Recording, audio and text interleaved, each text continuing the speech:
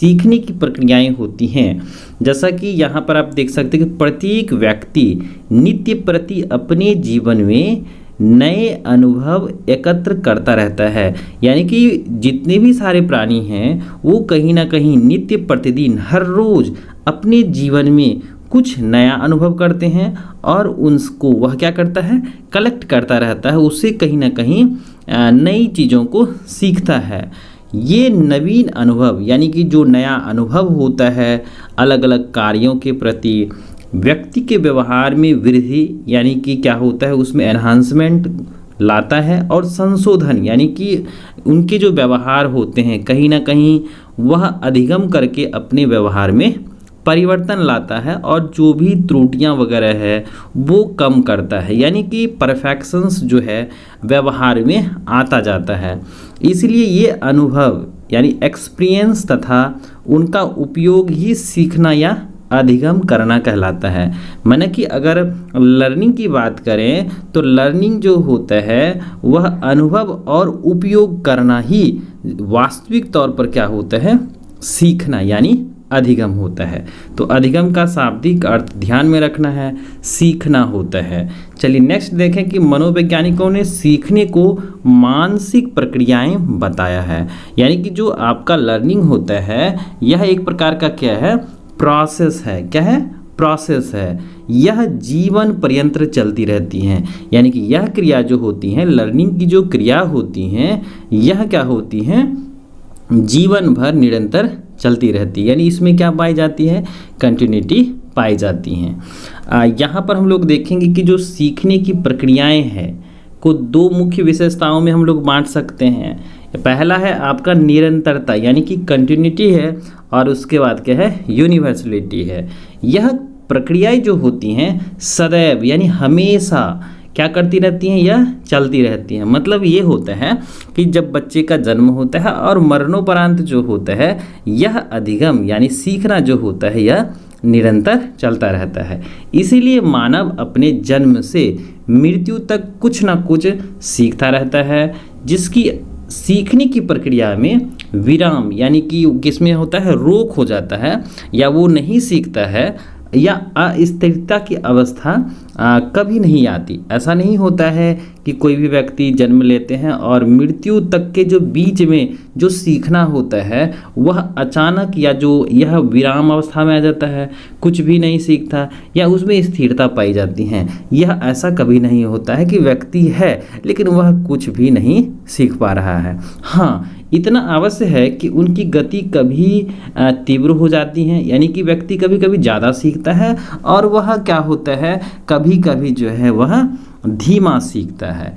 इसके अतिरिक्त मानव के सीखने का कोई निश्चित स्थान या समय नहीं होता है। होता क्या है कि मनुष्य जो है अलग अलग स्थानों पर रहते हैं, परिवार में रहते हैं, समाज में रहते हैं, वह अपने रिश्तेदारों के साथ मिलते हैं, अपने दोस्त साथी के साथ मिलते हैं।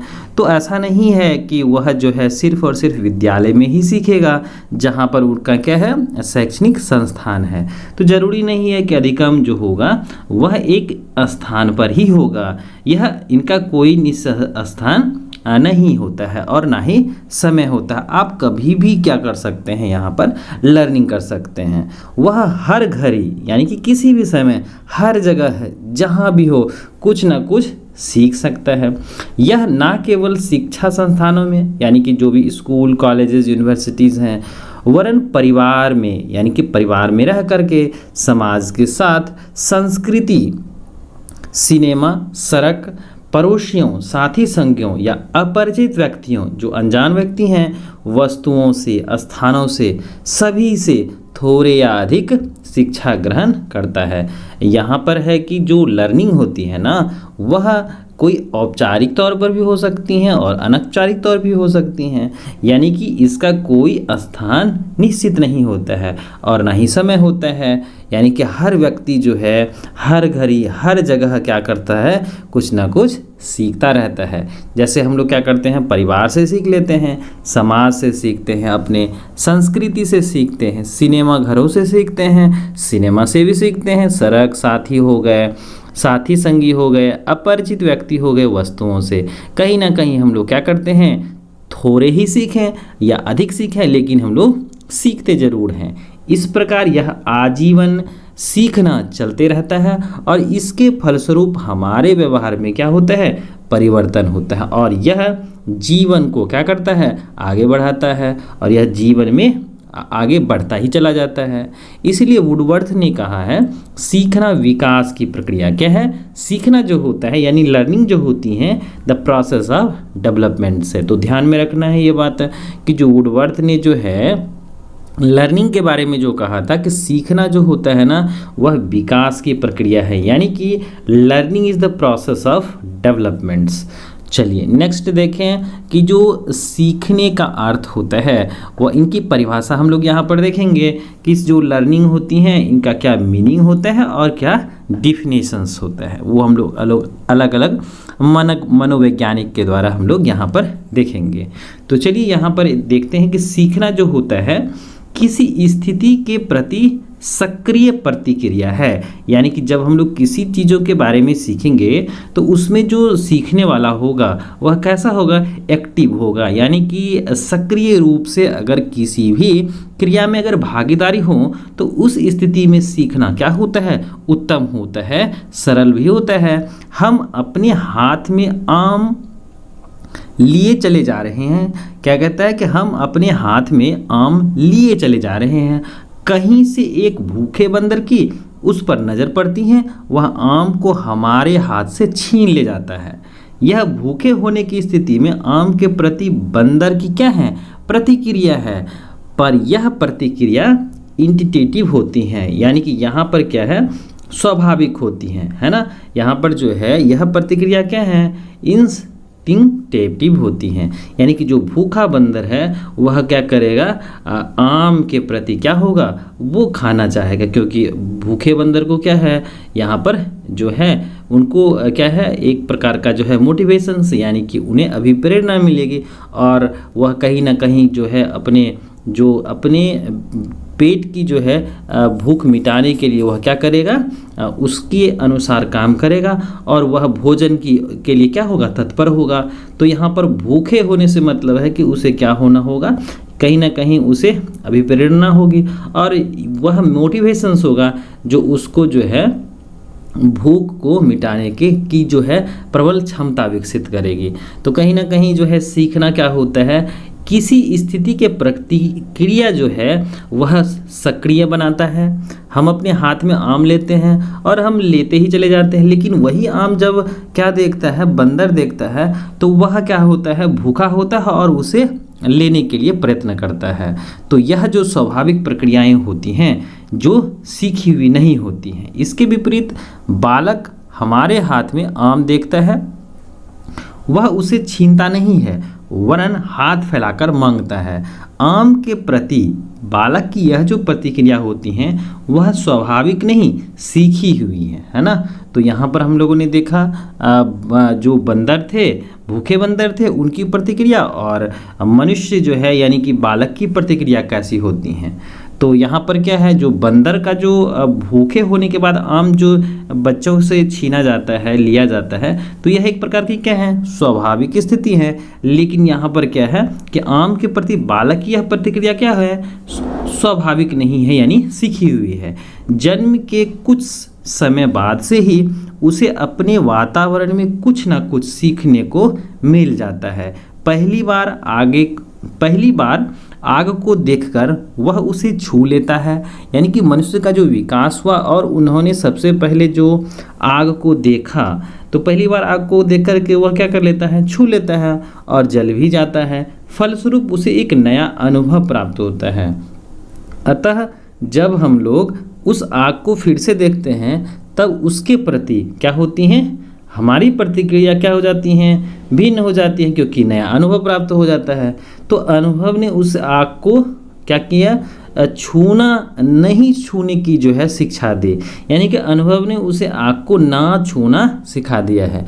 अतः वह आग से दूर रहता है। इस प्रकार जो सीखना होता है यह क्या होता है, अनुभव पर आधारित होता है, यानी कि यहाँ पर क्या होगा, एक्सपीरियंस पर बेस्ड होगा। नेक्स्ट देखें कि जो हम लोगों का लर्निंग है, अलग अलग साइकोलॉजिस्ट ने क्या किया, इनका डिफिनेशंस दिया। तो यहाँ पर हम लोग देखेंगे कि स्किनर ने जो है सीखना व्यवहार में उत्तरोत्तर असमंजस्य की प्रक्रिया है, यानी कि यहाँ पर जो लर्निंग होती हैं, learning is the process of progressive behaviour adaptations. तो ये जो डिफिनेशंस दिया गया था स्किनर महोदय के द्वारा दिया गया था, कहता है कि learning is a process of progressive behaviour adaptations, यानी कि जो सीखना होता है वह व्यवहार में उत्तरोत्तर सामंजस्य की प्रक्रिया है। तो ये हम लोगों के स्किनर साहब के द्वारा दिया गया था। उसके बाद है वुडवर्थ के द्वारा, जो नवीन ज्ञान होता है और नवीन प्रतिक्रियाओं को प्राप्त करने की जो है सीखने की प्रक्रिया होती हैं, यानी the process of acquiring new knowledge and new response is the process of learning. किसके अनुसार है, वुडवर्थ के अनुसार कहते हैं कि नवीन ज्ञान और नवीन प्रतिक्रियाओं को प्राप्त करने की जो प्रक्रिया होती हैं वो सीखने की प्रक्रिया होती है ना। The process of acquiring new knowledge and new response is the process of learning.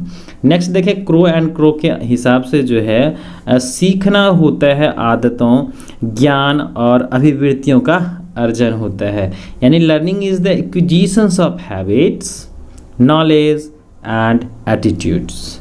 Next है आपके गेट्स और अन्य जो मनोवैज्ञानिक हैं, सीखना अनुभव और प्रशिक्षण द्वारा व्यवहार में परिवर्तन होता है, यानी learning is the modifications of behaviours through experience and training. Next है आपके क्रॉनब्रैक, यानी कि जो सीखना होता है वो अनुभव के परिणाम स्वरूप व्यवहार में परिवर्तन द्वारा व्यक्त होता है, यानी learning is shown by the changes in behaviours as a result of experience. Next है मार्गन साहब का परिभाषा, जिसके साथ जो है गिलीलैंड जो कहते हैं कि जो सीखना होता है वह अनुभव के परिणाम स्वरूप प्राणी के व्यवहार में क्या होता है, परिमार्जन्स, जो व्यक्ति द्वारा कुछ समय के लिए धारण किया जाता है, यानी कि अंग्रेजी में इसको हम लोग कहते हैं कि